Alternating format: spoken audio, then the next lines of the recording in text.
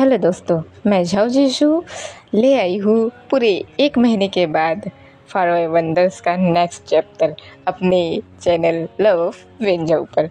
तो forever wonders की next chapter को शुरू करने से पहले मैं माफ़ी मांगना चाहूँगी, क्योंकि मैं जानती हूँ दोस्तों 1 महीने मैंने इंतज़ार करवा दिया आप सभी को कि 1 महीने बहुत मायने रखता है यार, क्योंकि इंटरेस्ट ही चला जाता है।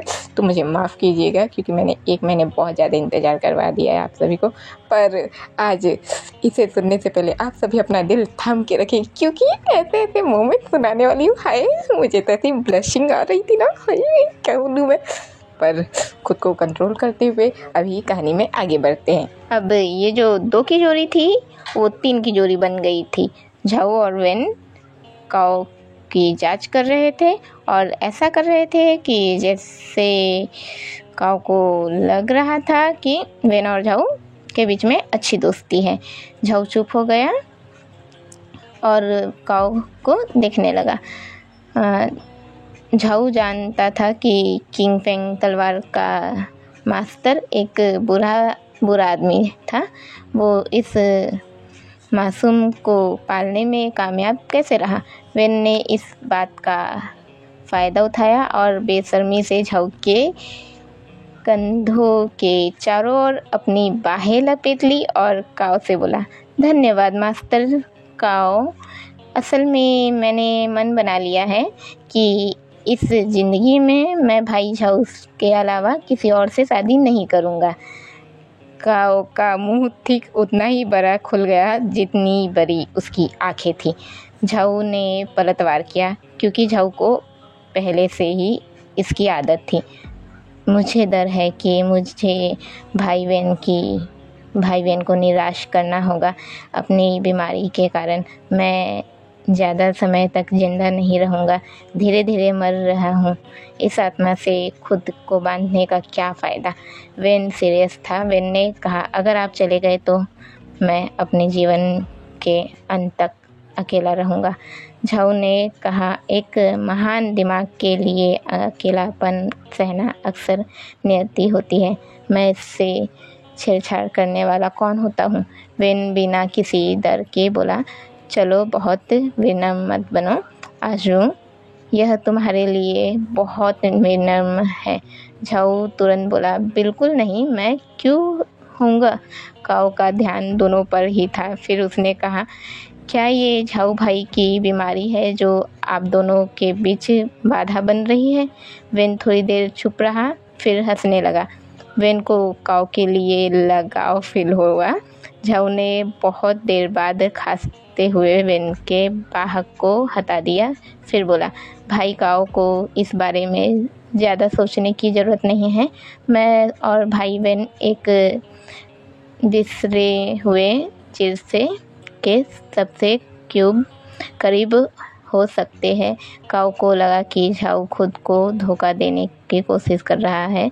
झाओ थोड़ा सा उदास हुआ, फिर बोला, भाई झाओ जैसे इंसान को ऐसा दुख में नहीं होना चाहिए। झाओ बोला, धन्यवाद भाई काओ, पर मुझे ज़रा भी महसूस नहीं हुआ। काओ बोला कि मेरे मास्टर के यहाँ ऐसे गुरु है जो आपकी मदद कर सकते हैं, तो आप मेरे साथ चले। झाओ के आँखों में आंसू था, इसलिए वो चुप रहा। फिर काओ बोला, सराय में मेरे लिए रुको, मैं अपने चाचा को संदेश भेजूंगा। फिर चला गया। वेन ने उसकी तारीफ की, फिर झाओ की ओर अपना सिर घुमाया। कुछ देर झाओ को देखता रहा, फिर बोला, ये क्या है। क्या मेरे पहले भावुक शब्द आजू के दिल तक पहुंचने में कामयाब रहे। क्या आप अपने शरीर के साथ प्रतिक्रिया करने की योजना बना रहे हैं।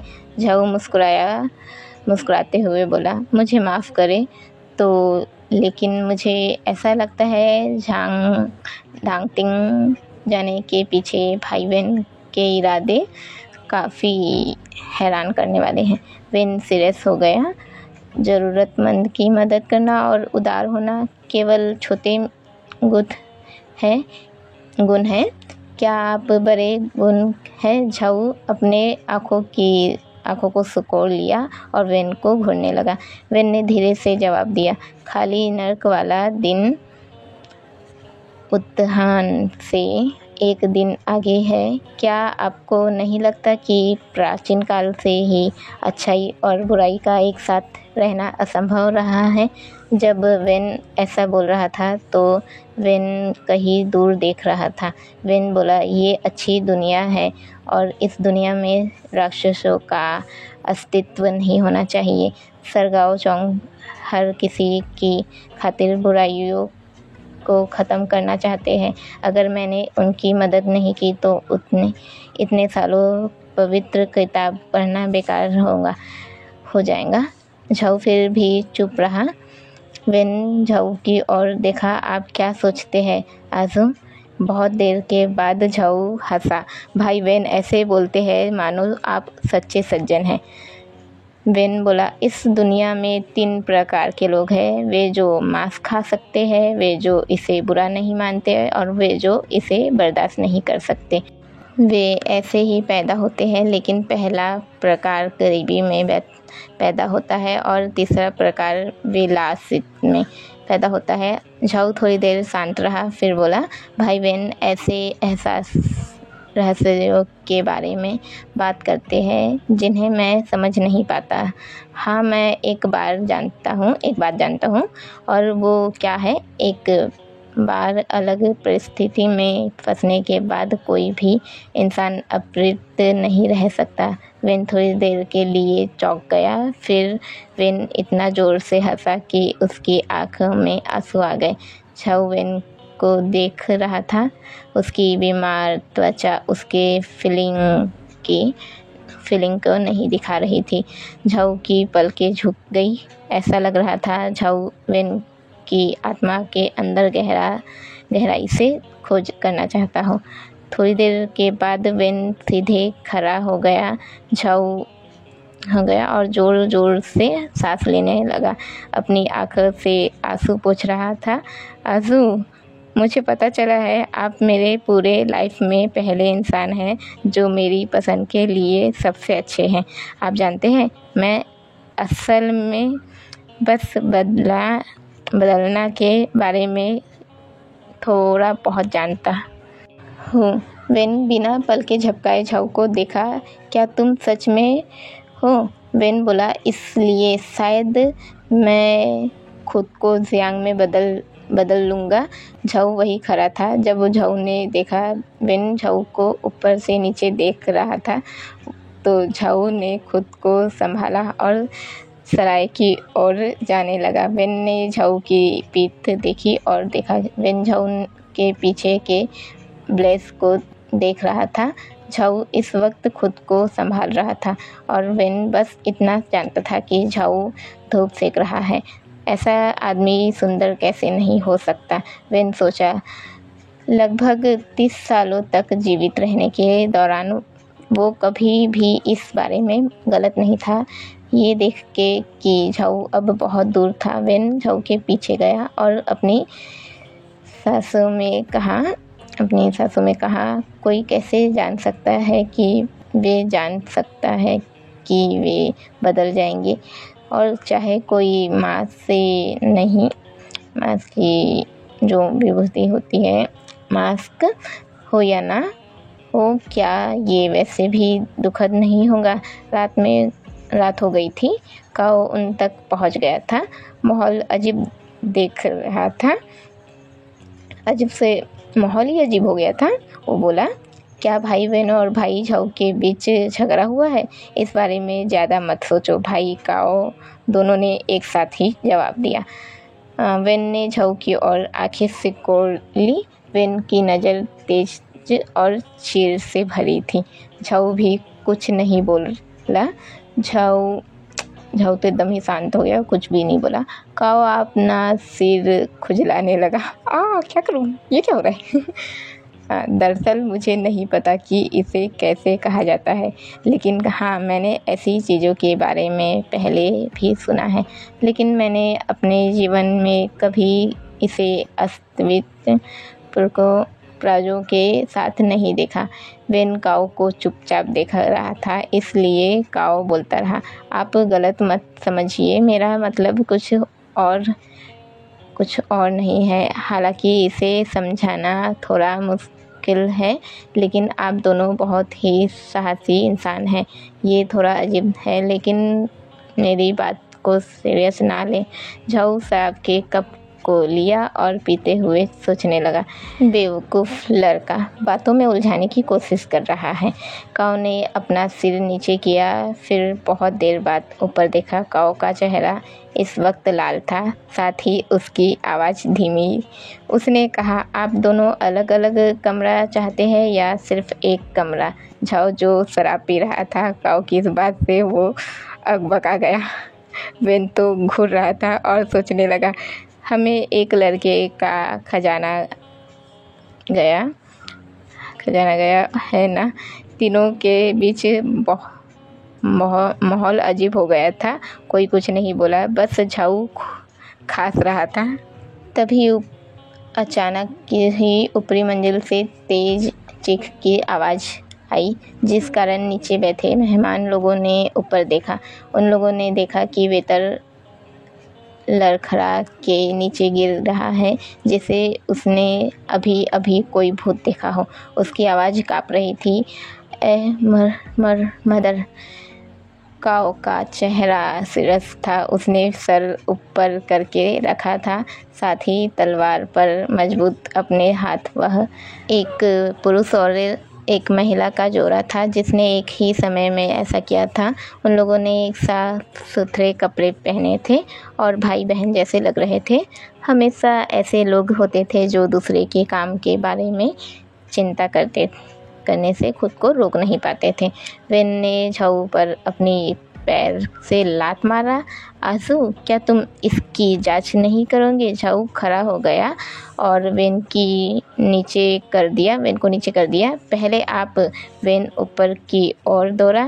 जब वेन झाऊ के पास से गुजर रहा था तो वो अचानक धीमा हो गया और करीब आ गया।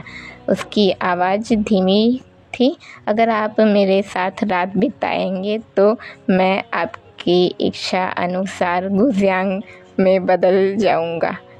झाऊ ने जवाब दिया, मैं सच में सम्मानित महसूस कर रहा हूँ, लेकिन मैं इस अस्तबल में सोना पसंद करूँगा। लेकिन वेन ने अपनी जीभ चटकाई और दूसरी ओर देखते हुए बोला, तुम मज़ेदार नहीं हो। झाऊ वेन के पीछे पीछे चला गया। जैसे ही वो लोग दूसरी मंजिल पर पहुँचे, खून की महक साफ थी। कमरे का दरवाज़ा खुला हुआ था। काओ सीरियस होकर वही खड़ा था। काओ ने वेन झाऊ को देखते हुए आगे जाने का इशारा किया। आपको इस इंसान को देखना चाहिए। झाऊ उसकी ओर गया और देखा कि एक आदमी बिस्तर के पास खड़ा था। उसके कपड़े ढीले थे, जिससे उसकी चेस्ट दिख रही थी। उस पर हाथ का छाप था जो बिल्कुल ही काला था। उसकी बाहें काट के एक कोने में फेंक दी गई थी। हर जगह खून बिखरा हुआ था। लाश का सिर एक तरफ झुका हुआ था, आंखें खुली और चेहरा पीला पड़ गया था। ये ऐसा था वो कुछ समय के लिए मर गया था। वेन बोला, कि उस चोर जैसे दिखता है जो पिछले दिन मुझसे टकरा गया था। काओ ने आह भरी और लाश को करीब से देखा। वह भी उसी की तरह दिखता है जो मुझसे टकरा गया था।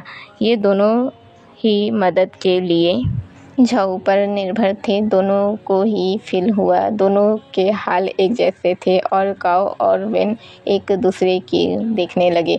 तभी उन्होंने अपने बगल वाली लड़की को कुछ बोलते हुए सुना। मैं उस इंसान को जानती हूँ, ये फेंग बुशी है। काओ हैरानी से पूछा, क्या वह वही फेंग बुशी है?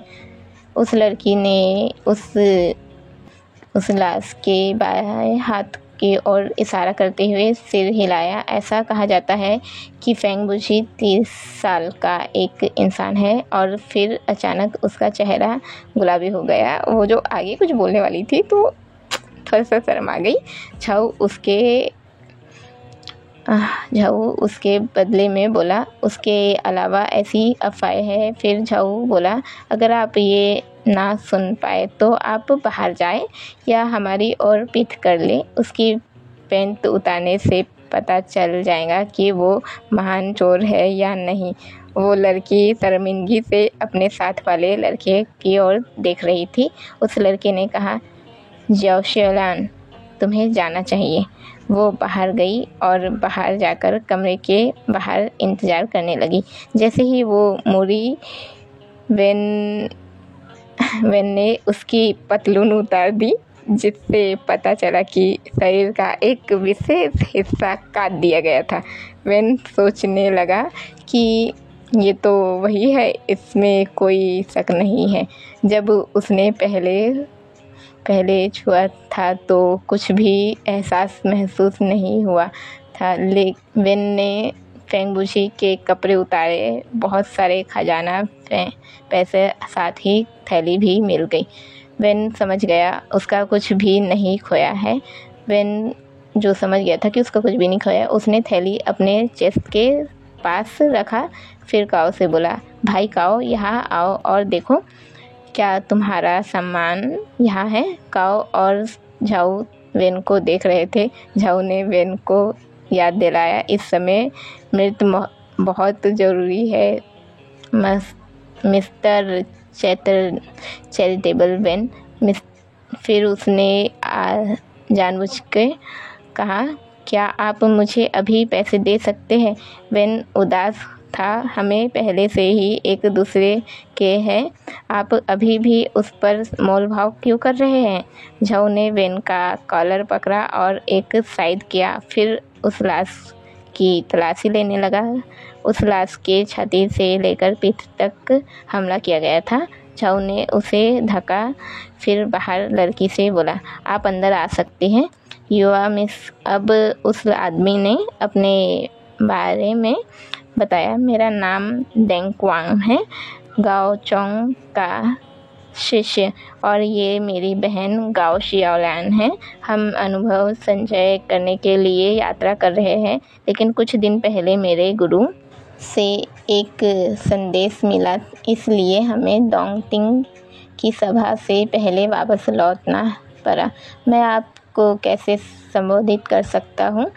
काओ बीच में बोला, आप से मिलना सम्मान्य की बात है यंग सर डेंग, और ये युवा मिस सर गाओ की बेटी होनी चाहिए। मेरा नाम का किंग फेंग तलवार संप्रदाय की ओर से काओ वेनिंग है। मैं यहाँ भाग लेने आया हूँ। मेरे चाचा जल्द ही आएंगे। रास्ते में मैं इस चोर से टकराया, मेरा नसीब अच्छा था, मुझे भाई झाऊ और भाई वेन से सहायता मिली। डेंग ने कहा, तो फिर आप दोनों बहादुर कहाँ से आए। झाऊ मुस्कुराया, मतलब हमारा झाऊ एकदम मुस्कुराया और बोला, आपने हमारी बहादुरी की ज़्यादा ही महत्व दे दिया है। मुझे झाऊ जू कहा जाता है, मैं घूमता रहता हूँ। फिर झाऊ ने वेन की ओर इशारा किया। वह वेन के सिंह है। वो भले ही सज्जन दिखता हो, लेकिन असल में वो गंदा गुंडा है। वेन शांति से बोला, मैं सिर्फ तुम्हें ही चढ़ाता हूँ आजू। झाऊ की आवाज़ धीमी थी, और मुझे खुशी है मैं प्रायोरिटी हूँ। डेंग ने काओ और वेन झाऊ को अपने यहाँ आने कहा। फिर वो और गाओ शियालान एक दूसरे को देखने रहे, और झाऊ वेन चुप थे। काओ बोला, मैंने सुना है झाओ होल्डिंग का बाहरी इलाका बहुतों से परेशान था। तभी गाओ शियालान ने जवाब दिया, तो यंग सर काओ को पता नहीं था। कुछ समय पहले ताइहू से एक संदेश भेजा गया था, जिसमें कहा गया था द्वानजियांग मनोर के सर म्यूजियम, जो उस समय जॉस के अतिथि थे, की रक्षा प्रश्न में हत्या कर दी थी। घाटी के भूतों ने बहुत अत्याचार किया। उनकी इतनी अहंकारी होने की हिम्मत कैसे हुई? डेंग क्वान और काओ ने सिर हिलाया। सही है, बिल्कुल। जब मार्शल आर्ट सबसे बड़ा गठबंधन बनाया था तो उसके 3 टुकड़े किए गए थे, जिनमें से हर एक के पास सम्मानजनक इंसान था। उसका इस्तेमाल सिर्फ तभी किया जा सकता था जब बहुत ज़रूरत हो। एक टुकड़ा गाओ शोंग के साथ में था, एक शाओलियन मथके में था और तीसरे के बारे में अफवाह थी कि ये माउंट मिंग के विशु के यहाँ था। डेंग क्वान ने काओ से बात की और फिर फेंग बुझी की लाश को गाओशोंग तक पहुंचाने के लिए एक गाड़ी किराए पर लेने का फैसला किया। काओ और डेंग की मुलाकात पहले थी, पर फिर भी दोनों अच्छे से घुल मिल गए थे। झाओ शांत था, नहीं जानता था कि गाओशोंग कैसा था, लेकिन कम से कम उसने अपने शिष्य और बेटे को अच्छा इंसान बनाया था। गाओ जियांग शाओलियांग जियांग की ही उम्र की थी, लेकिन शोर मचाने वाली या घमंडी तो नहीं थी। एक अच्छी लड़की थी। वेन आहें भरता हुआ बोला, काश मेरी गुजियांग यंग मिस गाओ से कुछ सीख पाती। मिस गाओ ने वेन की ओर देखकर मुस्कुराया और कहा, कृपया मेरी चापलूसी ना करें बड़े भाई वेन। झाओ ने हंसी में कहा, आखिरकार युवा मिस गाओ सर गाओ की बेटी है और गुजियांग वो एक अच्छी बच्ची है, लेकिन उसके लिए गलत ये है कि वो अपने मालिक की नक्शे कदम पर चलती है। वेन का चेहरा सीरियस था। आजू, मैं बस मिस गाओ की सच में तारीफ कर रहा हूँ, आपको जलने की ज़रूरत नहीं है। गाओ शर्मा गई। वेन झाओ को देखने लगी, फिर तुरंत डेंग और काओ की ओर पीछे चली गई। झाओ धीरे से हंसा, भाई वेन, एक बात है जो मुझे परेशान कर रही है। जब हम अंदर गए तो फेंग बुझी के कपड़े अस्त व्यस्त क्यों थे? जहाँ तक मैं जानता हूँ, अच्छा बुरा फेंग एक जैसी लाइफ वाला इंसान नहीं था। पेन थोड़ी देर सोचने लगा, फिर पूछा, आपका मतलब है कि पर्सन शौक भूत ने फेंग बुझी को पसंद किया था और उसने लड़ा तो गुस्से में आकर उसे मार दिया गया? झाओ बोला, मैंने सोचा था उसकी हत्या इसलिए की गई होगी क्योंकि उसके शरीर से कुछ चाहिए होगा। वेन झाओ की बातों को मानने का नाटक कर रहा था। वेन ने देखा कि झाओ उसे अजीब ढंग से देख रहा था। झाओ बोला, क्या भाई वेन ने उस दिन थैली के अलावा कुछ और खोया था? वेन सीधे झाओ की और आंखों में देखने लगा और बोला, हाँ, वैसे पैसा तो बरकरार हो गया था, लेकिन लेपिस कवच का टुकड़ा कहीं नहीं मिला। बहुत देर के बाद झाओ धीमी आवाज़ में बोला, हमें इसके बारे में क्या करना चाहिए? मिस्टर चैरिटेबल वेन, तुमने उसे नहीं मारा, बल्कि वो तुम्हारे कारण मर गया। वेन चुप हो गया। उस समय काओ और डेंग झाओ की बीमारी पर बात कर रहे थे। डेंग ने मुड़ के पूछा, क्या वो रास्ते भर यात्रा कर सकता है और क्या उन्हें उसके लिए दूसरी गाड़ी लेनी चाहिए? पर डेंग ने देखा कि दोनों के बीच माहौल अलग था। वेन अब मुस्कुरा नहीं रहा था और झाओ की आंखें में अलग ही चमक थी। डेंग हैरान हो गया और उन दोनों से बात करने आगे जा ही रहा था, तभी वेन अचानक हंसा और उसने तेज़ी से झाओ की ठुड्डी को पकड़ लिया और नीचे झुक गया। फिर झाओ को चूम लिया। हाय, झाओ को चूम लिया। डेंग हैरानी से खड़ा था, लेकिन थोड़ी देर बाद वो वहाँ से दूर चला गया। काओ और मिस गाओ के पास जाकर हमें आगे जाना चाहिए। जब वो 3 बिना पीछे देखे चले गए तो झाओ वेन की पकड़ से छूट गया और जोरदार वेन के पेट पे एक मुक्का मारा। ये क्या मजाक है भाई वेन? वेन ने अपने पेट को पकड़ा, चेहरा पर मुस्कान के साथ। परेशान करने वाले निशान साफ था। मैंने उसे नहीं मारा, बल्कि वो मेरी वजह से मर गया। क्या तुमने सोचा है कि तुम गलत हो? आजू झाऊ वेन को निराश होकर देखने लगा। वेन सीधा हो गया। रात के अंधेरे में उसकी आवाज़ बिल्कुल धीमी थी। फेंग बुझी ने जो कुछ भी चुराया उसके बारे में कोई टेंशन नहीं। फिर झाऊ को बताया, अगर आपके सामने भूत आए तो क्या आप नहीं डरेंगे? झाऊ हंसते हुए बोला, मैं अपने दरवाजे पर भूतों के आने से कभी नहीं डरता, और बिना पीछे देखे वहाँ से चला गया। वेन झाऊ को जाता हुआ देख रहा था, फिर अचानक ज़ोर से हंसा। तुम्हारे पास केशिया वाइन का स्वाद अच्छा है मेरे प्रिय सेंट झाऊ। और झाऊ इस बात को नज़रअंदाज कर रहा था, पर नाकामयाब। आपने अपने आस्तीन से अपने होठों को साफ करते हुए, धिक्कार है तुम पर वेन के सिंह। और ये स्टोरी अभी ख़त्म होती है। नेक्स्ट पार्ट कोशिश करूँगी दोस्तों कि जल्दी लाऊं। बस आप लोग जाने से पहले जय विंझाऊ लिखना बिल्कुल भी ना भूले। जय विंझाऊ ऑल।